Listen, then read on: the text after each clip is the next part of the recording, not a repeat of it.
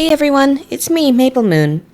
If this is your first time here, hi! I'm an artist VTuber, and I do videos covering various topics relating to art, VTubing, video games, and sometimes other media. Welcome in! As you may have noticed, I'm not using my live 2D model today because I forgot to charge my iPhone, and so I have no tracking. So, you're just gonna have to make do with this PNG screenshot, at least until I get my talk sprites done. But seriously, sorry about that. Today's video is going to be on a subject that I feel pretty well connected to, and that's the struggle with being an artist who can't visualize anything at all, or visualize well. Visualization is an important part of being an artist, of course, but there's also some people who aren't that great at it or simply can't. A complete absence of visualization in the mind's eye is called aphantasia. Aphantasia is a condition that affects an estimated 4% of the world's population, and it can actually cause other issues in one's life, such as a lack of vivid memories, difficulty remembering details, lack of dreams, difficulty with recognizing faces, also known as face blindness, and difficulties with imagining hypothetical situations.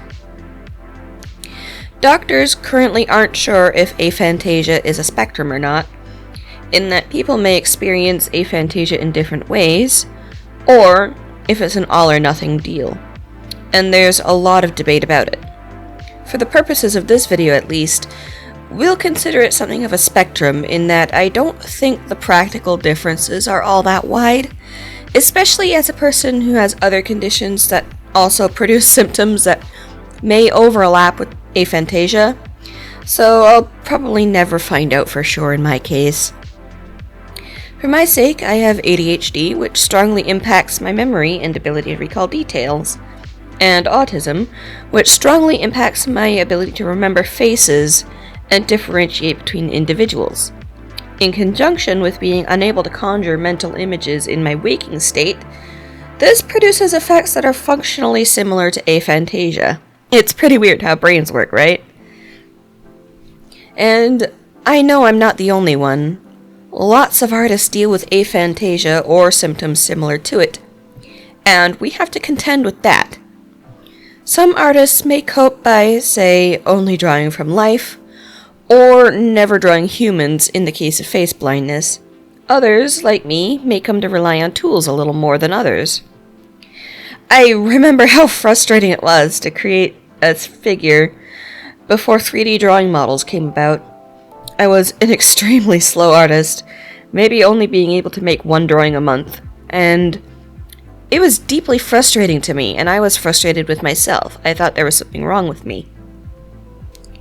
I would have to erase and redraw because the pose would be off, or it just didn't turn out fitting the feeling I had in my head, even if I couldn't visualize the exact pose I wanted to do. And don't even get me started on multiple character pieces. That was literally impossible. I'll put an image on screen of an old piece of art I did probably around 2014, before 3D models were a widespread thing. The art itself isn't too bad, but you can tell there's a whole lot of things off about it. When 3D models came out, I found my life changing and turning upside down. 3D models really changed the way that I was able to produce art by giving me a starting point where I could see what the end pose would look like and work from there.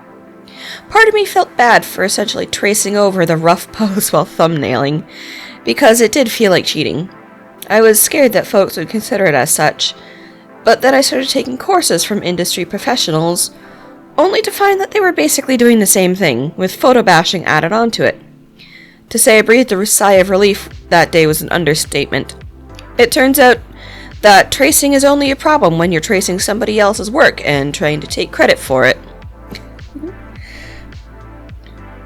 I realized that some other artists had to make these models.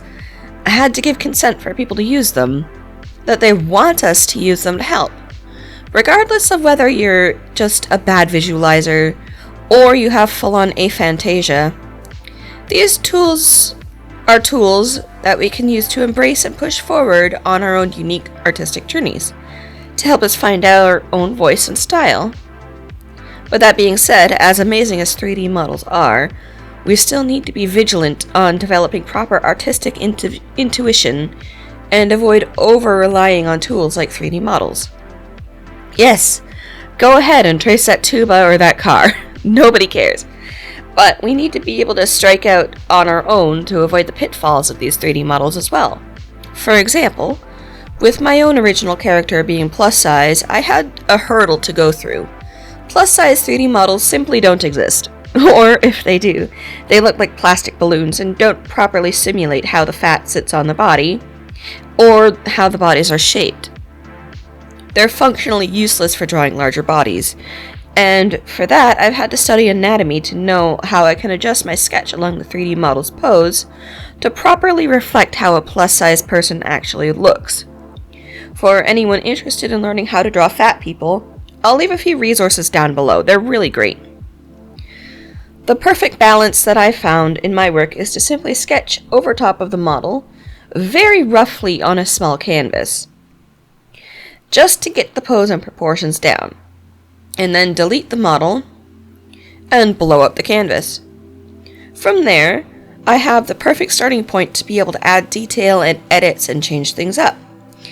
And that's just what works for me. What works for you might be different. There's also other things that you can try too, such as visualization exercises, though none of those have really helped me, such as mindfulness meditation videos. Spending time in nature might help too.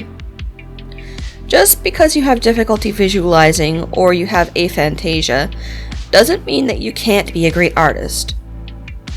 Embrace your creativity and explore various techniques that can help you create what you want to create. If you're an artist with difficulties visualizing, do feel free to put your own thoughts and suggestions below.